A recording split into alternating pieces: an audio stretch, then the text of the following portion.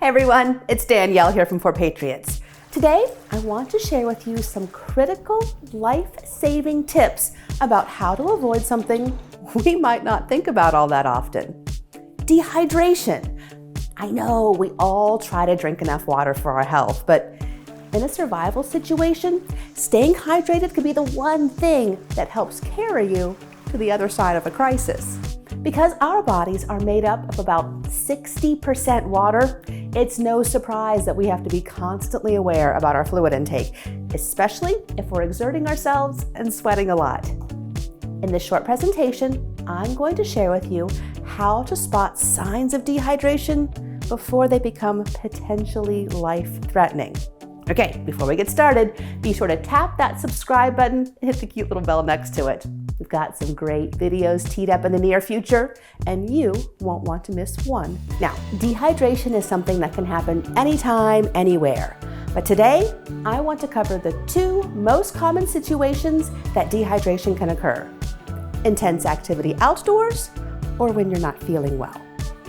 So the first scenario I want to talk about is dehydration you might get when you're doing something strenuous like hiking, biking, camping, or really any kind of activity where you're working up a sweat if it's hot out, which it tends to get here in good old Nashville. How fast you might get dehydrated depends on a few factors like the time of year, how intense your physical activity is, and how much water you drink. Now, obviously, being outdoors in the cooler months will cause you to sweat less and lose less fluids than in the middle of a hot summer. But it's still important to drink plenty of water to stay hydrated, even if you feel fine. The one thing that makes dehydration dangerous, it can sneak up on you and start doing damage before you're even aware there's something wrong.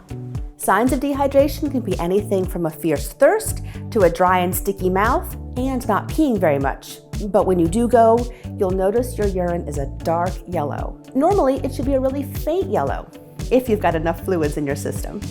You can get confused, dizzy, and you could also develop a headache or muscle cramps as your fluid loss becomes worse.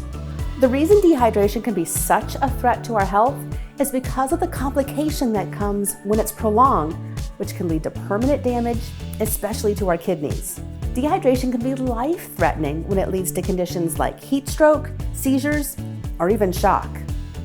If you do find yourself outdoors with no water available, you can rehydrate by having a small personal water filtration device like this guy, the Patriot Pure Personal Water Filter.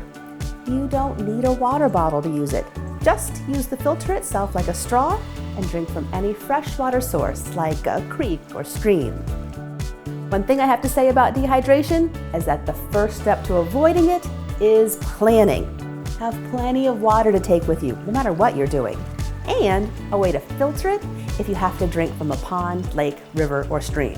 When most of us think of dehydration, we probably think of a scene just like the one I showed you, out in the country, maybe lost without enough water. But what if you're sick?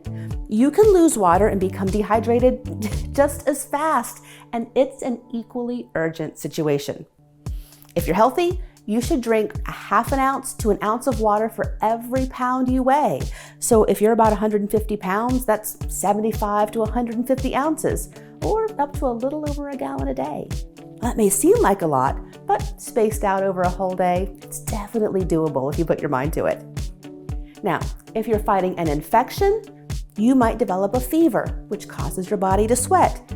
You'll lose a lot more water, and that can lead to dehydration if those fluids aren't being replenished. Severe dehydration has even more unpleasant symptoms when you're sick, like diarrhea, vomiting, frequent urination, and sweating a lot. This is why you'll need to drink even more water when you're under the weather. Okay, switching gears a little here to talk about something near and dear to my heart. As a parent, one of the things I think about often is how best to shield my kiddos from harm, which includes dehydration. This is really important, especially for those little ones. It's important to know how to recognize the signs of dehydration in your kids or grandkids. They can't always tell us if they're feeling dehydrated. Symptoms you'll have to watch out for are no tears when your baby cries, a dry diaper for more than a few hours, irritability, sunken eyes, cheeks, or even that soft spot on the top of their skull. Young kids that are normally very active may be unusually sleepy or lack energy. That's when you know it's critical to get some fluids into them as soon as possible. The good news is that dehydration is easily avoidable if you're prepared. So keep a personal water filtration device handy in your go bag or backpack. Make it a part of your car emergency kit or hurricane box too. To stay hydrated at home, I'd use the Patriot Pure Ultimate Water Filtration System. It takes out almost all of the bad stuff in your drinking water, like bacteria, parasites, viruses, heavy metals, pharmaceuticals, and more.